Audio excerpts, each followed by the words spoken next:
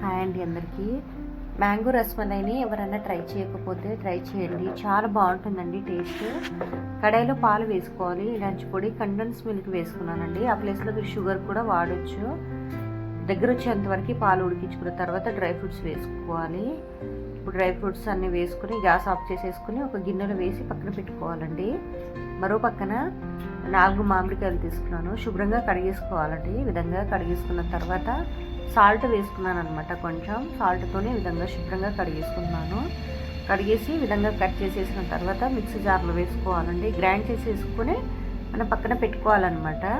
ఇప్పుడు మరో పక్కన కడాయిలో కొంచెం నెయ్యి వేసుకున్నానండి. 1 టీ స్పూన్ నెయ్యి వేసుకుని ఉప్మా రవ్వ ఉంటుంది కదండి, ఉప్మా రవ్వ వేసుకుని మంచిగా ఫ్రై చేసుకోవాలి. మనం మంచి స్మెల్ వచ్చేంత వరకు ఈ విధంగా మంచిగా ఫ్రై చేసుకున్న తర్వాత గ్రైండ్ చేసుకున్న మ్యాంగోస్ దీంట్లో వేసేసుకోవాలన్నమాట. వేసుకునే విధంగా కలుపుతూ ఉండాలండి.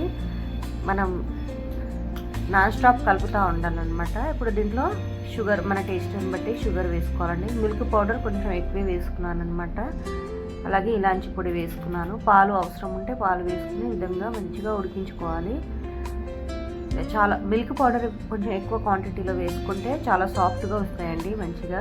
మనం స్టిమ్ చేయాల్సిన అవసరం ఉండదన్నమాట. మీకు కావాలి అనుకుంటే స్టిమ్ చేసుకోవచ్చు. చాలా సాఫ్ట్గా ఉన్నాయి కాబట్టి నేను స్టిమ్ చేయలేదండి. ఈ విధంగా రౌండ్గా చుట్టేసి అదే ఇప్పుడు రబ్డీలో వేసేసుకుంటే మనకి ఎంతో టేస్టీగా రసమలై రెడీ అయిపోతుందండి. చాలా బాగుంటుంది. మా పిల్లలకైతే చాలా నచ్చింది, చాలా బాగుందన్నమాట.